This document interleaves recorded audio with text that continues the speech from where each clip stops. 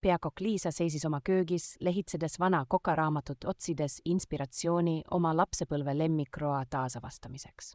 Ta kogus kokku värskeid koostisosi lootes, et need aitavad tal meenutada seda isu äratavat maitset, mis oli talle nii armas. Liisa hakkas köögivilju hoolega tükeldama, püüdes meelde tuletada, kuidas tema vanaema neid täpselt lõikas.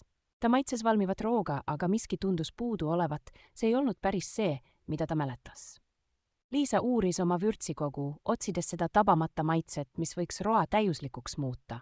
Tundide möödudes tundis ta end väsinuna, kuid oli otsustanud mitte alla anda, kuni ta saavutab täpselt õige maitse.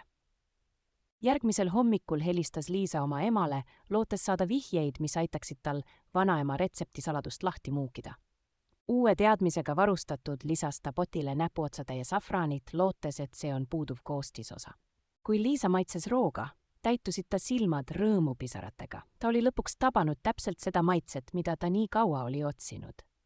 Ta serveeris roa uhkelt oma emale, valmis jagama seda armsat mälestust ja tähistama oma kulinaarset saavutust.